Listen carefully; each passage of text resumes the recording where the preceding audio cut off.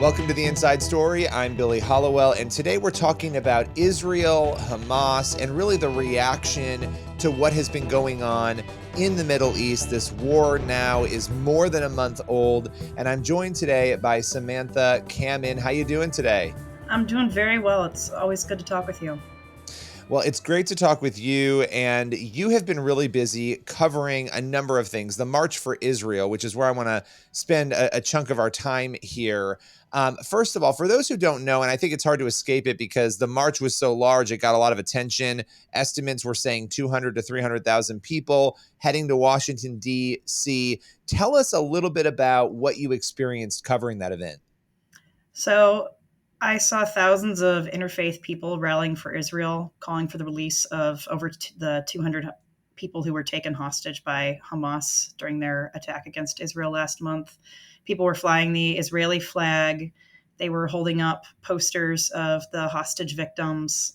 There's also a lot of patriotism for America as well. People are holding up American flags. And there was one point where they sang the national anthem, but they also sang Israel's anthem. So there's just a bunch of people coming together as a sense of unity. Some of the people I spoke with, uh, one woman said that she had lived in Israel before moving to the United States 30 years ago. She told me that around 70 or 80 of her family members still live in Israel. Tragically, she said that her son in law's family was killed. Some members of his family were killed on October 7th, and so was her former neighbor and his son. I also talked with several Christians at the event who were there to talk about why Christians must stand with Israel and God's chosen people, and just emphasizing how the Lord declared Israel must be blessed. Yeah, it looked from the pictures and from the videos a very moving experience. I did not have a chance to go there. What was the most surprising part for you? Because when you go to these events, you go expecting, at least I know when I go, I expect a certain set of things I'm going to see. What was it that most, sort of blew you away or stood out to you?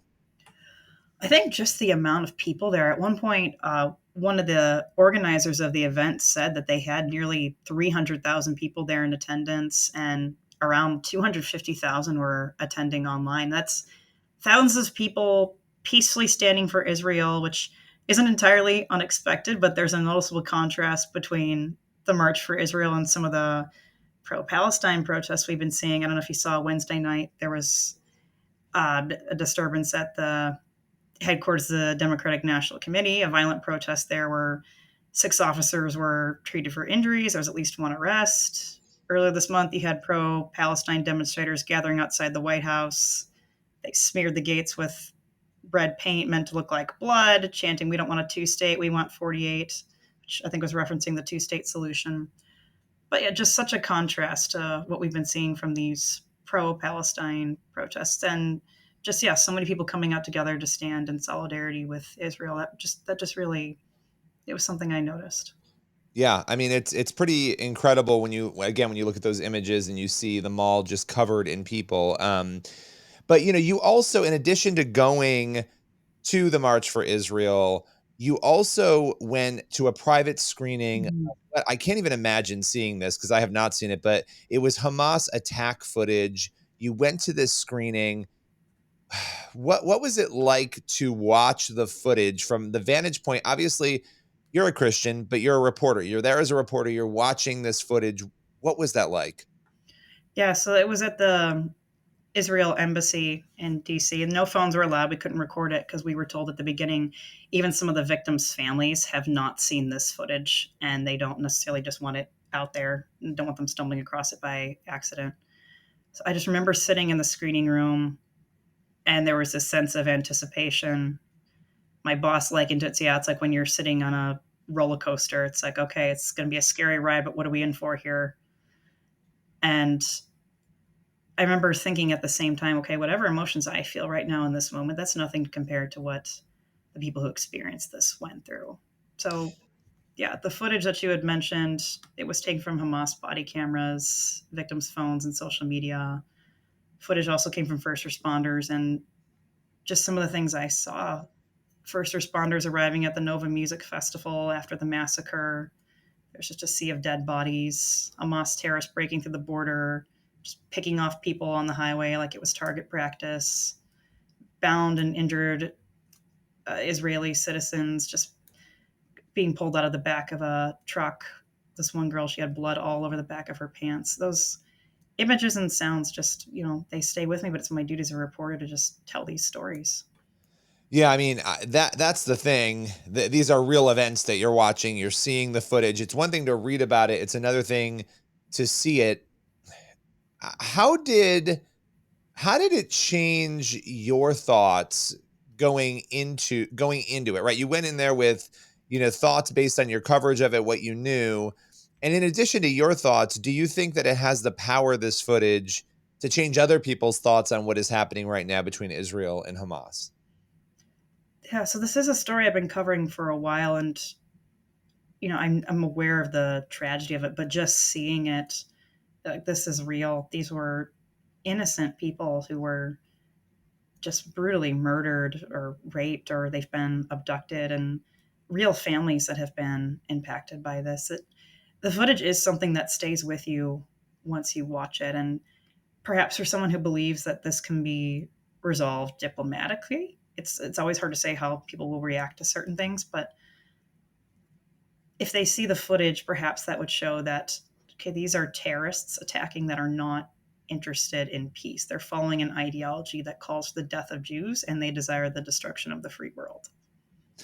Well, and I think that's part of this, as I work in commentary and journalism, and I separate those things out and do them in different capacities. But when I've interacted with people on this, the thing I found most alarming is that there's really not an understanding, especially in the West, of this idea that, we just say, okay, get into a room and negotiate. When you have one party that is saying, in this case, Hamas and other parties, but we'll just talk about Hamas, we want Israel gone, we want them wiped off the map.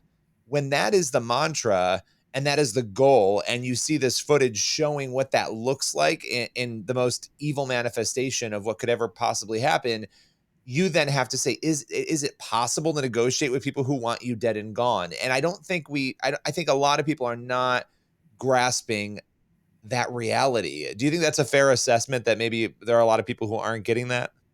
From what I've seen in my reporting, because I've had to look at both sides of the issue, I think there is this, the people who think that this can be resolved diplomatically, they're not living in an area where just it's part of your routine, where, Right. okay, rockets are being fired in Israel, this is normal. Or you have this threat, and unfortunately this threat did come to fruition, where terrorists got in and they did what they said they were going to do, which is murder all Jews. And I think you have to separate, there's a difference between, okay, violence against innocent people, which is just for the purpose of creating chaos, which is what Hamas did, and then violence which is intended to protect other people, which is what Israel is trying to do by eradicating Hamas. Yeah, and I think there is a difference. For instance, it was interesting seeing Bill Maher, known for being progressive on many issues, and also an atheist, talking about this recently. And he was saying, do you think that Hamas would give humanitarian pauses? Is that something that you would see happen from Hamas, right? You're seeing Israel do those sorts of things where there are moments where they're trying to let people flee, and so there is a difference between October 7th and the response to October 7th, regardless of where people stand on those issues across the board. You have to acknowledge that there's a difference there. Now, just getting back to the footage itself before we close here, you talked about some of what you saw there. More specifically, what was the most disturbing thing in that footage that you saw? I think of all the clips, there were so many disturbing clips, just really awful to see. But the one that I think really tugged at my heartstrings, because I have two nephews that I love dearly. I'm very protective of them. I'd never want anything horrible to happen to them. There was this home security footage of two little boys. It seemed like they were brothers. Hamas terrorists had invaded the kibbutz where their house was, and their father was trying to get them into a safe room. And you see them running through the yard. They're almost there, and then a Hamas terrorist just comes out of nowhere, throws a grenade. It goes off. The father dies. The little boys, you could tell they're scared, don't really know what to do. Like, there's terrorists in their yards. They just go back into the house, and they just both started sobbing over the death of their dad. One boy cried, "I can't see out of my one eye. I'm blind." there was a terrorist in the house with them, and he's got all his weapons, and he just goes to the fridge and he pulls out a drink. And it's just, I just, my heart went out to those poor little boys. And again, it just really made me think that these are just such innocent people, even children whose lives are never going to be the same, or they've lost loved ones, or their loved ones are mourning them or wondering, well, where are they right now? Are they still alive? Because they've been, that person in their life has been abducted. Yeah, it's unimaginable. I don't know if you've had any opportunity to talk with the families of of the hostages, but when you do, I had a conversation yesterday with one mother. I mean, the amount of pain that they're feeling is I don't even know. There's no words to relate to it. There's no way to even, I think you have to experience it to understand it.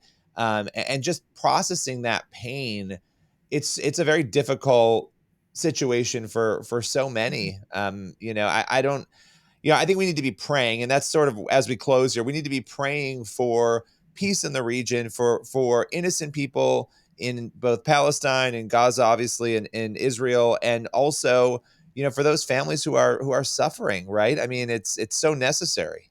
Yeah, and I did speak with the mother of a 26-year-old man whose son was taken hostage at the music festival, and it was a very emotional interview. He called her during Hamas's attack to say goodbye because he didn't think he'd survive, and she told me that she changed the ringtone on her phone to a Led Zeppelin song, even though she doesn't share her son's love for the band, just so she could feel close to him. Yeah, Continue yeah. to I do spoke with this. her as well, and it was really it's heartbreaking. Well, Samantha, I just want to thank you for being on this, covering it. This is such an important story, and it's easy for people to look the other way when we're getting ready for Thanksgiving, living our lives, doing, what we're doing, and to not pay attention to the pain and suffering that's going on. But we need to be aware of it and to, be on top of it. And I appreciate you providing that in wonderful journalism. Thank you very much. That's very kind of you to say. Well, we will have you back again very soon. Everyone else, make sure you have a wonderful Thanksgiving and head over to Christian Post for all the stories you need to know. We will see you back here again on the Inside Story after the holiday.